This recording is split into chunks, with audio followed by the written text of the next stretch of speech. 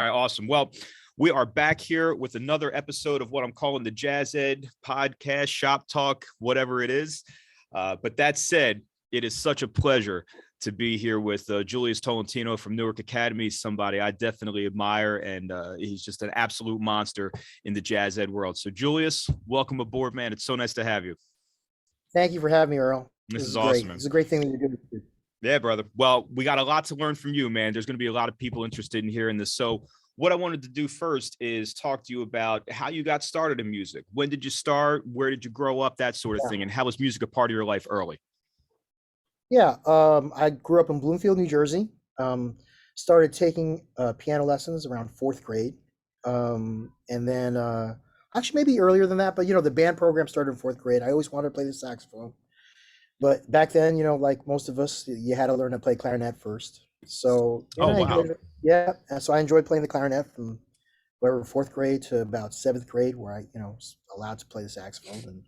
And eventually got a saxophone teacher by the name of John Spano, who was taught a lot of the good woodwinds in the Bloomfield area. And I had a great band director named Scott Chamberlain, who's a wonderful jazz trombonist and an educator. Used to be in the West Caldwell Sisters before Bloomfield, and he was a real jazzer. So he really, hit me to Charlie Parker and introduced me to another great saxophone teacher named Elson Hill in Pennsylvania. He was a protege of Phil Woods. And, so I studied with Nelson when I was in high school for several years, and he really, opened my eyes up to really playing chord changes. And Julius, this is in middle school that you had this teacher? I didn't start saxophone until like middle school, but then I didn't get I had John Spano I had him throughout that whole time, actually middle school up to high school. But didn't start taking jazz lessons till I got to high school. Dig. Okay. But the band director who really hit you, that was a middle school guy or that was a high school guy? I was very fortunate to have him in middle school. Wow. And he went to the high school as I went to the high school. So I had him in my freshman, sophomore, and junior year, and then he moved on. But yeah, I stayed in touch with all my band directors, and I had Jeff Dieterle my senior year. He did an awesome job of running the program and allowed me to kind of lead a little bit. I think that's where I first got a taste of jazz education, just because we had such a strong jazz band when Mr. Chamberlain was there, and Jeff Dieterle did a great job. But just as a transition. Whenever you have a transition of somebody that's running your program, things are a little different. And so, I got to lead a little bit more in the section, and I had this feeling, this is kind of fun to kind of, get everybody on the same page and work it out and work for a bigger cause and kind of lead the section that way. So I got a little taste of that in high school. But Julius, for you, did you feel like it was like at that point, was it more playing focused for you where your passion was lying, or did you feel like it was more of an ed thing? It was totally. I was just thinking back on it now. It's kind of funny, but no, my head was totally. I wanted to be a player. I wanted to move to New York. Mr. Chamberlain took us to the Hart School of Music my junior year, I think it was, and I met Steve Davis, and I knew Jackie Mclean was the teacher there, and I didn't know too much about him. But then that summer, I think I ended up going to like a summer camp, Eastman summer camp.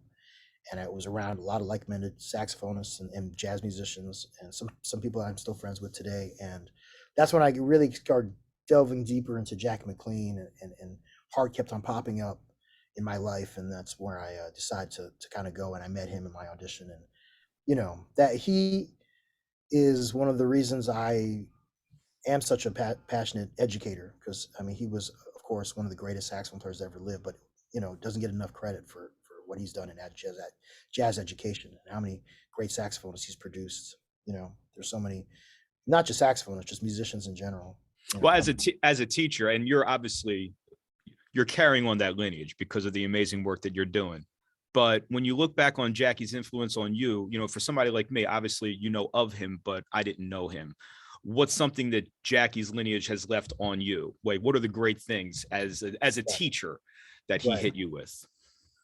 Well, when you think of these big figures, a lot of time you meet them and it's just brief. But I really got to spend a lot of time with him. But right from the bat, what I noticed was he was such a down-to-earth person. He was such a loving, down-to-earth person. Of course, he had his edge to him that was great, made him great. personality wise too. But you know, just getting to know him as a person, he was just a beautiful cat, somebody that I really like, consider part, family. Mhm. Felt like he was like a father figure to me. Even when I graduated, he helped me get into Illinois Jacquette's big band, and he would talk to me about that and the importance of staying in that band. And when Jack had died, we talked at length on the phone, and this was after graduation. So he's just been somebody I looked up to. As far as teaching, he really taught by example. You know what I mean? He would sit with all the saxophones on Wednesday mornings in a saxophone class, and he would just play for us and have us do some exercises. And he wasn't like a necessarily like a theory guy. Like I think a lot of people at that age are looking for that, the answers in a certain way. But the way Jackie taught was very much by example, and explaining this concept of the answers are actually already in the records, all in the recordings, and learning this music as a language was key. So that's the concept that I really has led to my success as a teacher. I've kind of formulated it and codified it in my own way, but it all comes from Jackie McLean's concept of learning the language, and Illinois Jacquette in a way too, because I consider him like my graduate school. Like he taught in a very similar fashion, um, even though he was like it was a professional level that we were on. Like I was in his band, I felt like it was school, being in that big band setting. So it was a different era of the saxophone I was dealing with at that point. But all those two gentlemen have really allowed me to teach the way I teach, and it really comes from letting the students know that there's this lineage in the music. You know what I mean? Mark Gross, great saxophone player, one of my favorite lead alto players, he kind of talked about how classical musicians always talk about this lineage of who you study with and how far it traces back to the original, whoever it is, you know, classically. This teacher studied with this teacher, this studied with this teacher.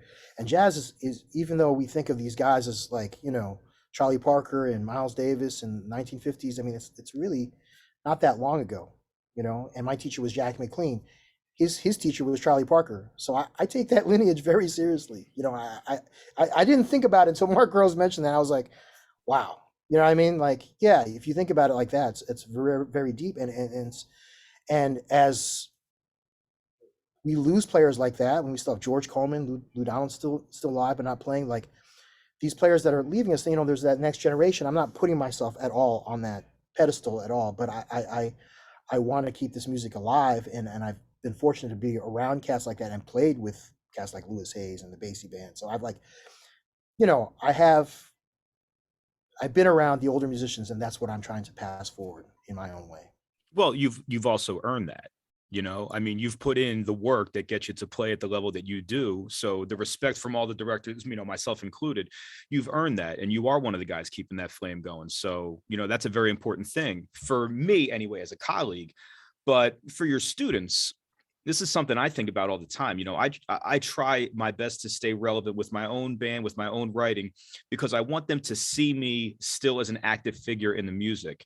Do you Right. find that your students also value that, or in which ways, how does that impact them seeing you, Julius, the saxophonist, and Julius, the teacher?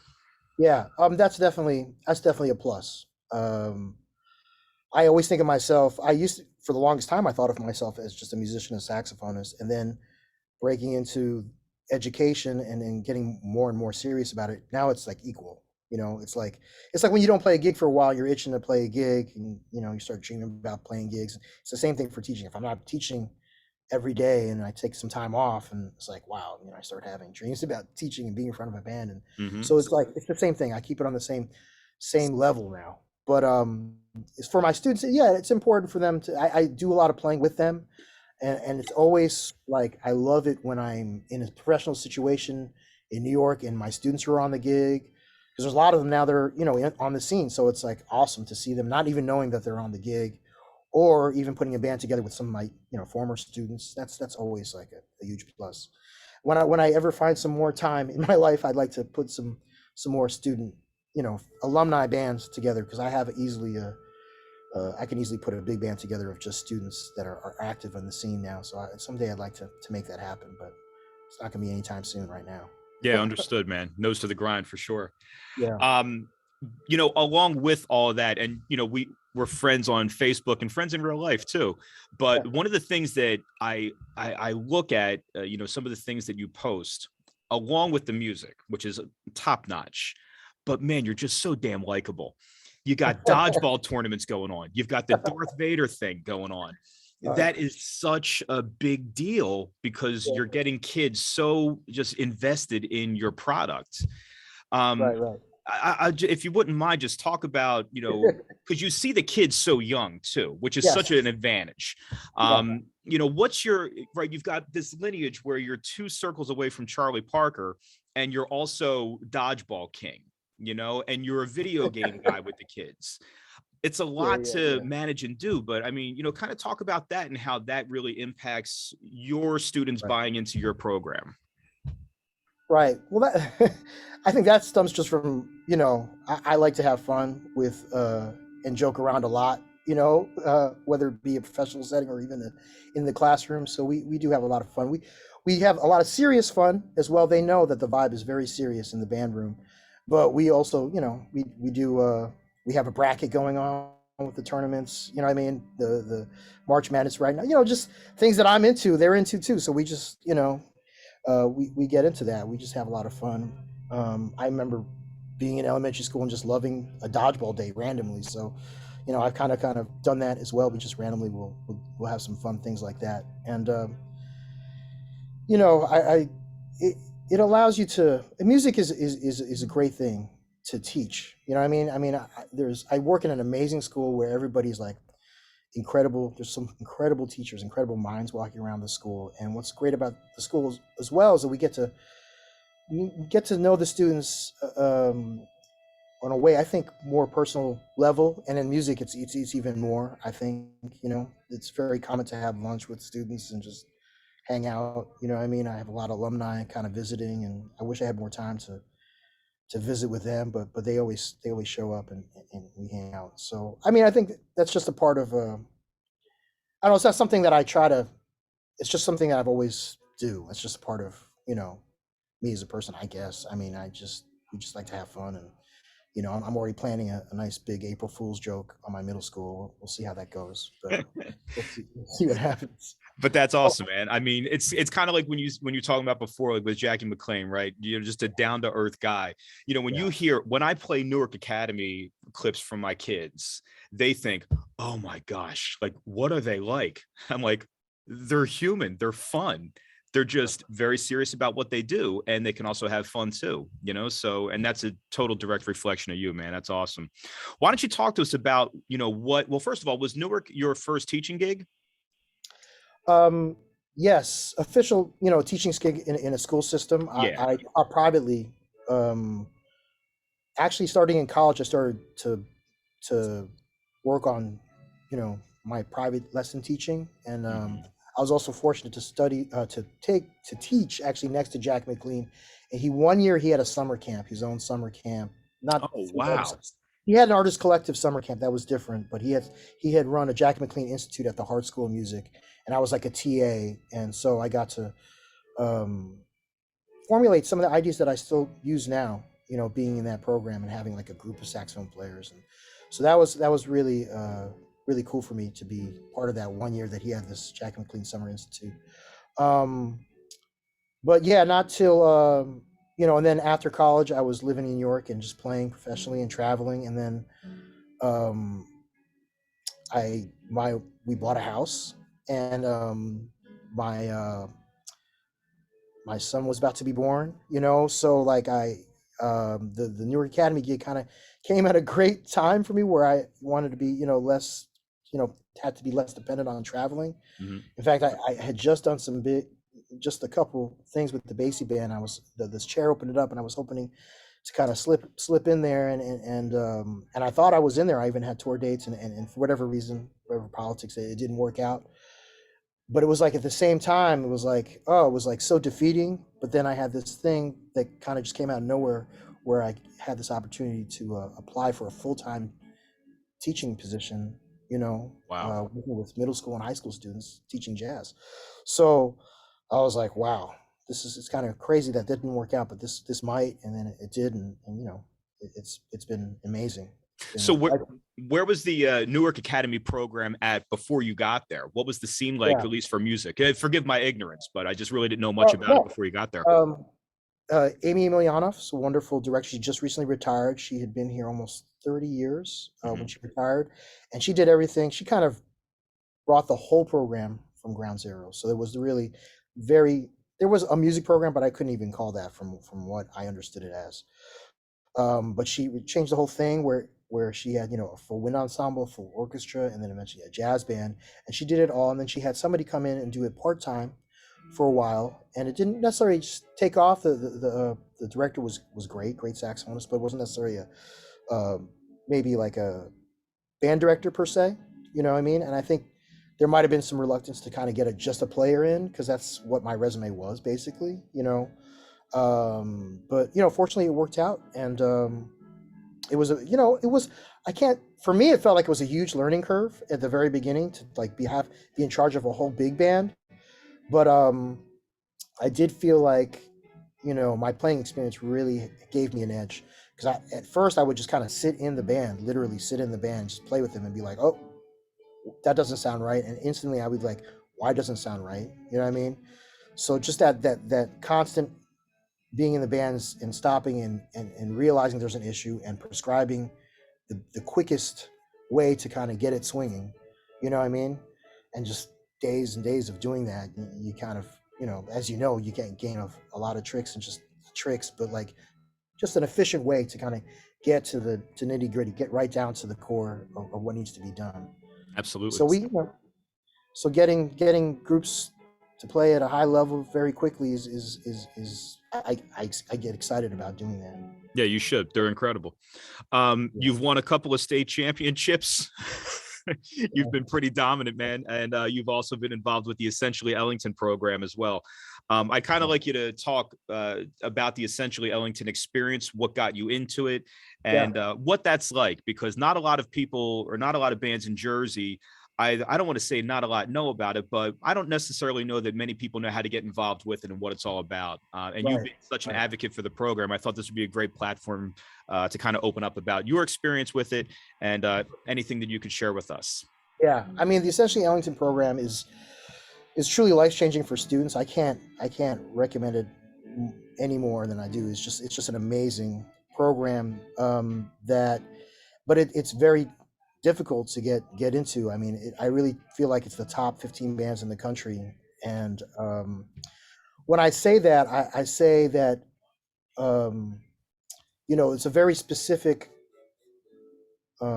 festival in that you have a huge library of amazing music, right? That is incredibly swinging, and that's the difference between essentially Ellington and any other festival. Is just really the root in where it's coming from. It's coming from Duke Ellington's music, but now it's opened up to all these other composers, and it's really about swinging and the blues.